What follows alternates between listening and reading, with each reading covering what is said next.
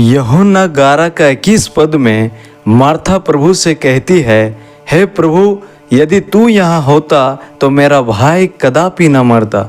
Martha और मरियम का भाई लाजर, जिससे प्रभु बहुत प्रेम करता था, लेकिन बीमार हो जाने के कारण उसका मृत्यु हो जाता है। लेकिन जब लाजर बीमार था तो इनके बहनों ने प्रभु यीशु के पास कहला भेजा। 11 का 3 पद में हम लोग पढ़ते हैं, अतः उसकी बहनों ने उसे कहला भेजा, हे प्रभु, देख, जिससे तू प्रीति रखता है वह बीमार है। इस पद से यह बात स्पष्ट होता है कि प्रभु यीशु लाजर से बहुत प्रेम करता था। इनके बहनों ने कहा तो कहा, परंतु हम 5 पद में यूहन्ना की भी गवाही पढ़ पाते हैं कि यीशु मार्था और उसकी बहन और लाजर से प्रेम रखता था। और साथ में लोगों की गवाही भी देखते हैं कि प्रभु यीशु लाजर से कितना गहरा प्रेम करता था। 35 और 36 पद में जब प्रभु यीशु कब्र के सामने रोया, तब यहूदी लोग कहने लगे, देखो, वह उससे कितना प्रेम रखता था। इस वचन के संदेश में बने रहिएगा, जरूर परमेश्वर की आत्मा आपसे बातें करेंगे। जब प्रभु यीशु ने सुना कि लाजर बीमार है, उसने कहा, यह बीमारी मृत्यु की नहीं परंतु परमेश्वर की महिमा के लिए है, कि उसके द्वारा परमेश्वर की पुत्र की महिमा हो। इस वचन के द्वारा यह बात स्पष्ट है कि प्रभु जानते थे कि लाजर बीमार है, और ये भी जानते थे कि यह बीमारी क्यों है, ताकि परमेश्वर की महिमा हो। प्रभु जहाँ थे वहाँ 2 दिन और ठहर गए, और जब तक बैतनिया गांव लाजर की गांव गए, तब तक लाजर मर के 4 दिन हो चुका था। यह वही घर था जहाँ प्रभु अक्सर अपने सेवा के दौरान आया करते थे। मार्था और मरियम अक्सर प्रभु की सेवा और उसके चेले के लिए खान पान की व्यवस्था करते थे। एक अच्छा फेलोशिप था इस परिवार में।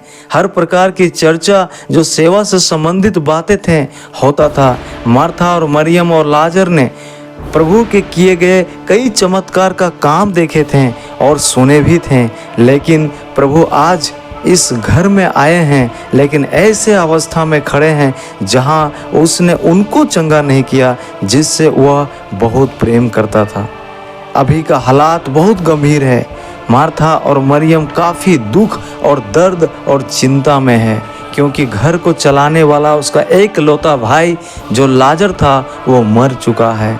और जो आशा और जो विश्वास और जो हृदय में जो थोड़ा उन लोगों का था एक आशा कि प्रभु आकर उनके भाई को चंगा कर देंगे, लेकिन प्रभु ना आया, और जब आया तब तक उसका भाई मर चुका था।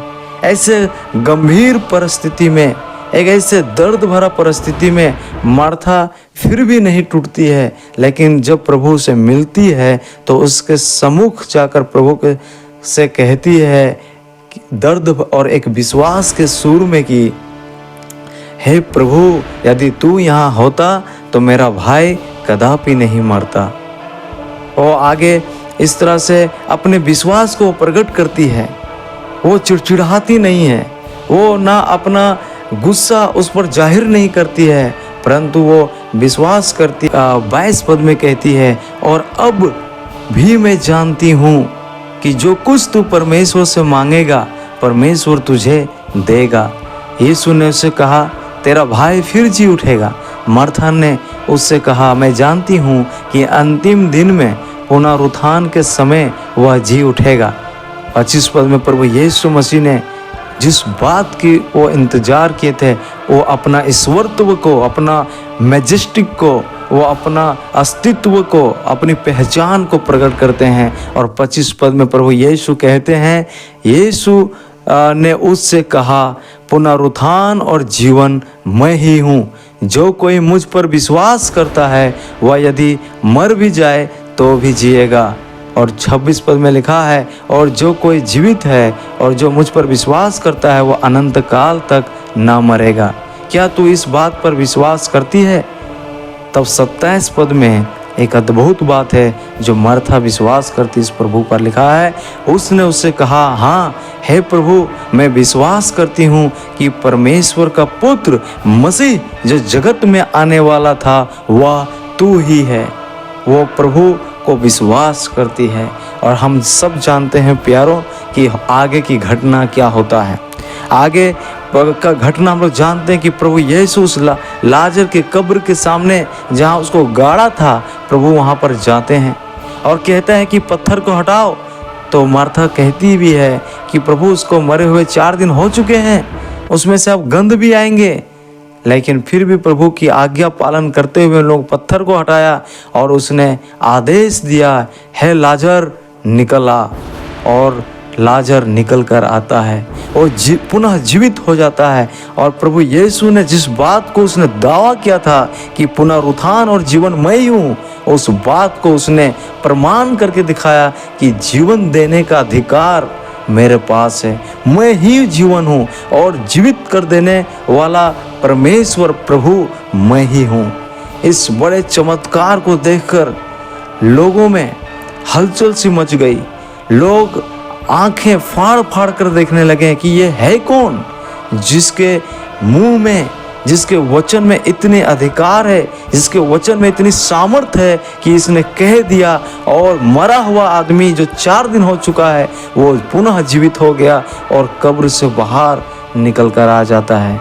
मेरे भाइयों और बहनों, मैं आपके जीवन के बारे में नहीं जानता हूँ कि आपके जीवन की परिस्थितियाँ कितने मृत पड़ा है या आप कैसे परिस्थिति से होकर जा रहे हैं, लेकिन एक बात हमेशा जान कर रहिए कि जिस प्रभु यीशु पर हम आज विश्वास करते हैं वो प्रभु जीवित और सामर्थी परमेश्वर है। उसका वचन ही काफ़ी है। हमें विश्वास रखने की सिर्फ आवश्यकता है और ज़रूरत है। जब हम उस प्रभु पर सच्चे दिल से विश्वास करते हैं तो हमारे जीवन के सारे अंधियारा को, हमारे जीवन के सारे उन पापों को वो प्रभु दूर कर देते हैं और हम पुनः प्रभु हमें जीवित कर देते हैं, हमारे पापों को वो क्षमा कर देते हैं। और प्रभु कहते हैं जो कोई मुझ पर विश्वास करता है वो क्या है, वो अनंत जीवन को पाता है। जब हम प्रभु यीशु पर विश्वास करेंगे तो यदि हम मर भी जाएं तो भी जिएंगे। क्यों? क्योंकि हमने जीवन पर विश्वास किया है। प्रभु यीशु जीवन है और जीवन को हमने जब हम उस जीवन पर विश्वास करते हैं तो हमारे जीवन, हमारे हृदय में वो जीवन, हमारे आत्मा में वो जीवन बना रहता है। इसलिए हमें अपने जीवन की कोई भी परिस्थिति में, चाहे हमारे जीवन के कोई भी घड़ी में, हमें परेशान होने की आवश्यकता नहीं, परंतु उस प्रभु पर विश्वास रखने की आवश्यकता है। प्रभु प्रेम जिससे करते हैं उसका अर्थ ये नहीं है कि उनके जीवन में कड़ा परीक्षाएं नहीं आएंगे। जिससे परमेश्वर प्रेम करते हैं और जो लोग परमेश्वर से प्रेम करते हैं, परमेश्वर उनके जीवन में ही वो परीक्षाएं लेकर आते हैं। ऐसे परीक्षाएं लेकर आते हैं जिसके द्वारा प्रभु अपनी महिमा को प्रकट करते हैं, जिसके द्वारा प्रभु अपने उद्देश्य को पूरा करते हैं। प्यारों, आज इस दुनिया में हम लोग हैं, परमेश्वर हम सब से प्रेम करता है और हम भी और आप भी उस प्रभु से प्रेम करते हैं। अगर आप उस प्रभु से प्रेम करते हैं और यदि आपकी परिस्थिति बहुत गंभीर है, परीक्षा भरी घड़ी से होकर अगर आप गुजर रहे हैं तो आप विश्वास अपना बनाए रखिएगा, क्योंकि प्रभु उन परिस्थितियों में अपनी महिमा को प्रकट करने जा रहे हैं। प्रभु उन परिस्थितियों में परमेश्वर अपना उद्देश्य को पूरा करने जा रहे हैं। बस अपना विश्वास उस मार्था, उस मरियम के समान प्रभु के पास बनाए रखिएगा। अपने जीवन की कोई भी परिस्थिति में घबराइएगा नहीं, परंतु धैर्य रखिएगा। प्रभु जरूर एक समय आने देगा जिस समय आप देखकर पीछे मुड़कर देखेंगे और एहसास करेंगे और इस बात के लिए प्रभु का धन्यवाद देंगे कि प्रभु ने सच में हमारे जीवन का वो परिस्थिति इसलिए लाया था ताकि इस चीज़ को हमें प्रभु सिखा रहे थे, ताकि प्रभु हमें इस चीज़ को दिखा रहे थे, इस चीज़ को समझा रहे थे। आज देखो हमारा जीवन, अगर वो चीज़ ना होता तो ये नहीं होता। और ऐसे प्रभु का कार्य होता है। इसलिए प्रभु जिससे प्रेम करते हैं उनके जीवन में 3 कार्य प्रभु जरूर करते हैं, उनके जीवन में प्रभु परीक्षाएं लाते हैं ताकि अपनी महिमा को प्रकट करें, अपना उद्देश्य को पूरा करें। लाजर के जीवन से प्रभु ने यही 3 कार्यों को पूरा किया। आइए आज हम प्रभु के सामने सच्चे हृदय से इस बात को विश्वास करें कि प्रभु आज हमारे जीवन का चाहे जो भी परिस्थितियां हो, जो भी बातें हैं, प्रभु हम विश्वास करते हैं कि आप अपनी महिमा को प्रकट करने जा रहे हैं, आप अपने उद्देश्य को पूरा करने जा रहे हैं। आइए इन वचनों को द्वारा हम प्रभु की महिमा करें, उसकी स्तुति करें, उसका जय जयकार करें और बड़े सामर्थ और हिवाव के साथ अपने मसीही जीवन में एक जीवन को जिएं।